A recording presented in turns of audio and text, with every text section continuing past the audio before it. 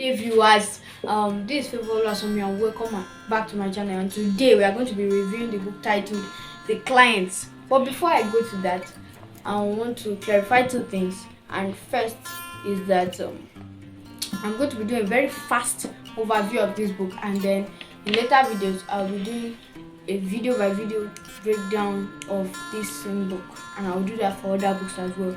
Secondly, I want to encourage you to subscribe, like, comment, and share this video with your loved ones, friends, and family, and click on the notification bell so that when I release a new video, you will be aware and you will see it on YouTube. So sit back and enjoy the video.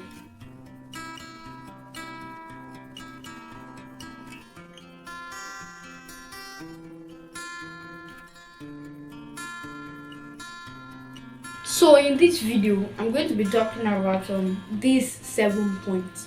And so the first point is about the suicide. So what suicide are we talking about here? It's a lawyer that is supposed to defend a notorious gunman by the name of Barry Modani. So he wants to kill himself, and he wants to kill himself because he has very vital information to an FBI investigation, and his client wants to kill him, and he knows that. Can you imagine that? So he wants to kill himself, and then two boys, Maxwell and Ricky Sway, who innocently are on their own, playing in the bushes with cigarettes, witnessed the suicide, and one of them, the other brother, Maxwell, is involved in the suicide, which gives him access to some key information, vital to the FBI's information, vital to the FBI's investigation, rather. So to the next point, as I was saying, so after the witness of the suicide, the younger brother suffered from trauma, and because of this, he was rushed to the hospital. And the FBI began to question him, and then he found the pressure too much for him. He saw an advert on TV, and then he decided to get a lawyer. So when he decided to get a lawyer, the lawyer helped him with a lot of things.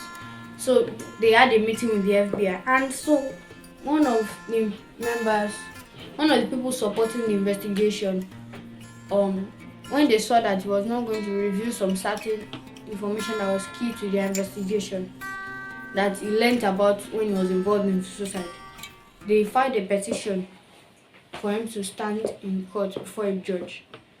And because he couldn't answer certain questions as he expected, he didn't answer the questions that the judge was asking him, so the judge put him in contempt of court.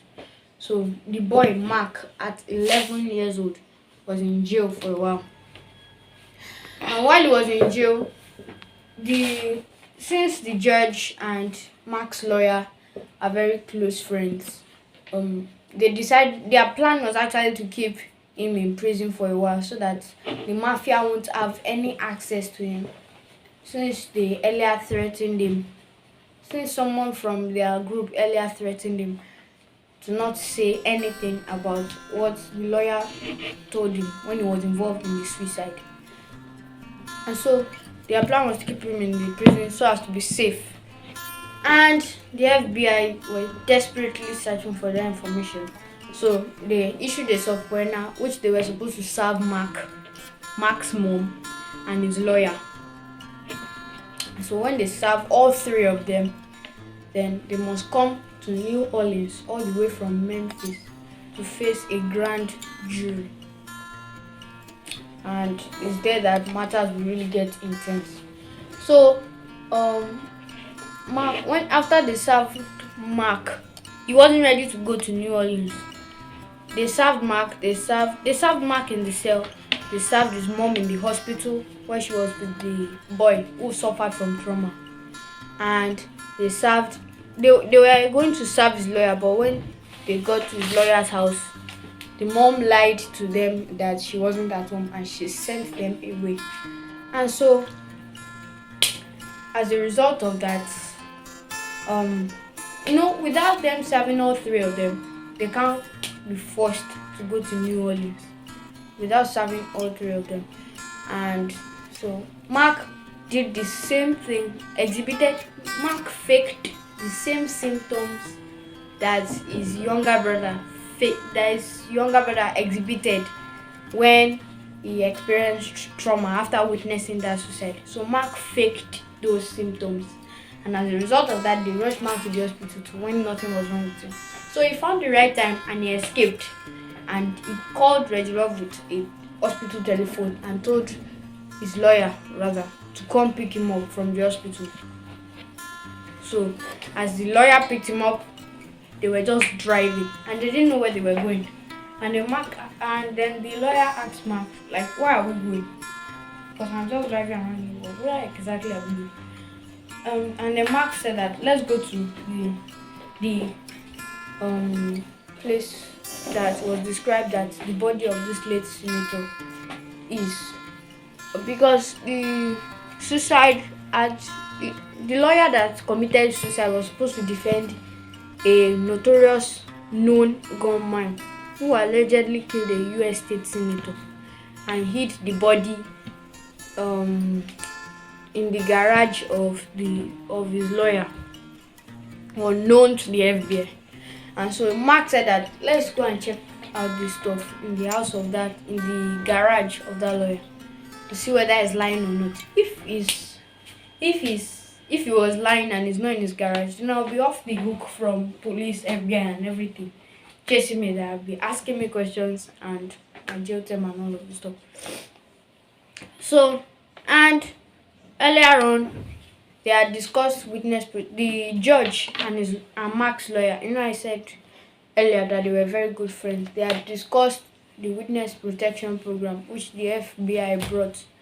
The FBI brought their ideas, so they discussed the witness protection program, which was for Mark to review the information, and then when he reviews the information, the FBI will send him and his family off to a new country, put them in a good school, get them good jobs, change their identities, probably give them plastic surgery and a lot of things, so that the mafia won't be able to find them and harm them.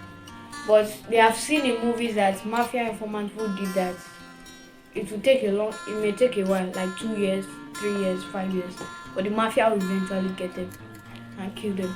So they were afraid of this, and that was one major reason why Mark didn't want to talk. So as they were going to New Orleans, Mark and his lawyer in this car, nobody knew their whereabouts. They just saw that within a few hours of serving Mark and his mom in Sopoena, just remaining his lawyer, and they just disappeared. No one had the idea of their whereabouts. So Mark and his lawyer were on their way to New Orleans, and as a result of that, when they got to New Orleans, they went to the garage. When they got to the garage, they found out that some of Barry's men, some of the killers' men from the killers' gang were already there to take the body to another location, because the mafia was afraid that Mark would eventually spill the secret. So they wanted to take the body to a new location quickly. So Mark and his lawyer got there while the men were in the middle of the work, and Mark threw a stone into a neighbor's window, which alarmed the neighbors, 911 and all. So the men were like, somebody has exposed us, I'm going to get out of here. They nearly caught Mark though at a particular point in time when he was quite close to where they were. They nearly caught him, but luckily he escaped and he scared the gunmen away. So when he scared the gunmen away, they had already digged up the body by the time he scared them away, and they couldn't cover it up, so they just had to leave it open. So Mark and his lawyer went into the garage, saw the body, and then arranged for a meeting with the FBI that same day.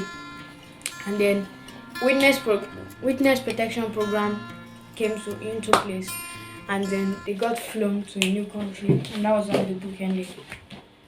So I'm going to do a proper introduction of characters and more detailed stuff of this book in later videos. So that will be all for today. Please remember to subscribe, like, comment, and share this video with your loved ones, friends, and family, and click on notification bell so that when I release a new video and more videos by the grace of God, you will be aware. Bye.